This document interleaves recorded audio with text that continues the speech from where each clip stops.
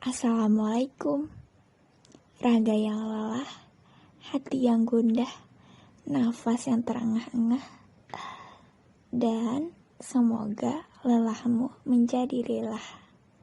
Tetap semangat ya. Hari ini aku akan cerita tentang apa itu rasa cukup. Rasa cukup mudah sekali diucapkan, namun sangat sulit untuk diterapkan. Bahkan dalam kehidupan sehari-hari pun, aku juga masih suka begitu. Masih suka kekurangan, dan masih suka iri dengan apa yang dimiliki orang lain.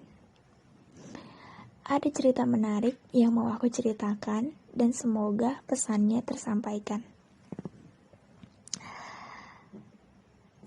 Di suatu siang, aku pernah menonton sebuah video yang isinya tentang ikan yang dapat hidup di darat. Ikan tersebut, kalau tidak salah namanya lungfish. Dan seketika aku langsung bertanya kepada teman yang ada di sebelahku. Sebut saja namanya Bintang. Bintang, ikan-ikan itu yang ada di air, apa nggak iri ya sama ikan yang ada di darat? Terus ikan yang dapat hidup di darat itu apa nggak iri ya sama ikan yang dapat hidup di air? Pertanyaan yang aneh, tapi memang itu terlalu mengganjal di pikiranku.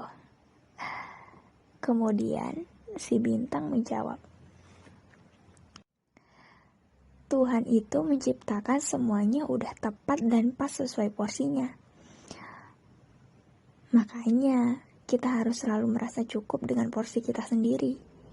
Coba bayangin, kalau si ikan yang hidup di air tukaran tempat sama ikan yang hidup di darat. Pasti ikan yang hidup di air akan mati, gak akan sanggup hidup di darat. Ya, karena salah tempat. Mereka gak bisa hidup di tempat yang bukan punya mereka. Kemudian si Bintang lanjut cerita. Katanya, sama kok kayak kehidupan kita. Kita gak boleh iri sama kehidupan orang lain. Karena ya bukan porsinya kita. Semua udah diatur masing-masing jalan ceritanya. Karena apa yang kita lihat enak itu ya gak sepenuhnya enak. Dan sebaliknya, yang kelihatannya buruk itu juga belum tentu benar-benar buruk. Kita cuma perlu merasa cukup sama apa yang udah digariskan. Coba deh lihat ke atas. Tapi bukan untuk iri, melainkan untuk ajang motivasi, meniru hal-hal baiknya. Wah, kata-katanya langsung menusuk.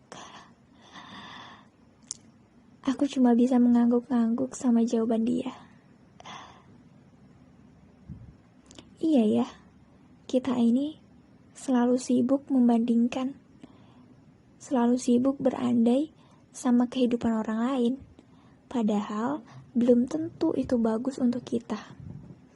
Oh iya, Bintang juga bilang, selain menerapkan rasa cukup, ada rasa lain yang harus dihindari, yaitu perasaan iri. Gak boleh iri sama orang yang punya segalanya. Rezeki yang orang dapat, atau bahkan kehidupan yang kelihatannya enak-enak aja, kita gak tahu proses dan undercover hidup mereka itu seperti apa untuk sampai di titik tersebut. Pokoknya kita harus hilangin deh sifat irinya. Karena hidup kita malah jadi gak tenang. Dikejar-kejar sama rasa iri.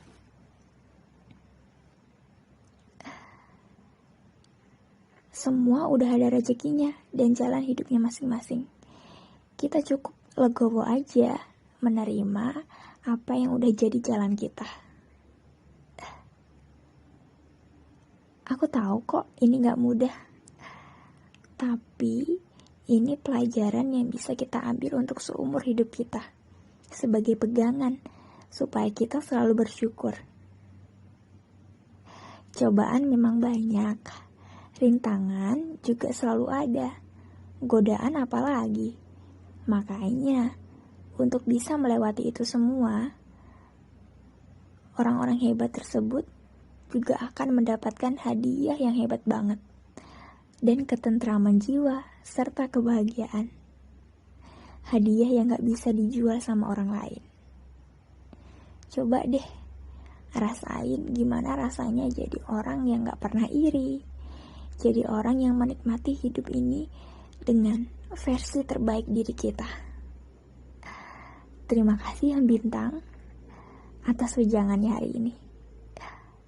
Aku share lewat YouTube. Semoga semua orang bisa mendengarnya dan bisa mengambil pelajaran dari kita. Untuk teman-teman yang sudah mendengar, cerita tersebut adalah cerita yang ditulis oleh salah satu sahabat literasi yang merupakan pengalaman pribadinya. Yuk sama-sama kita belajar supaya kita selalu merasa cukup dan tidak selalu merasa kufur nikmat, selalu bersyukur dan selalu husnuzon sama Allah. Hilangkan rasa iri supaya kita semua tentram dan tenang. Semangat, kita pasti bisa. Cari motivasi dari orang-orang baik. Assalamualaikum.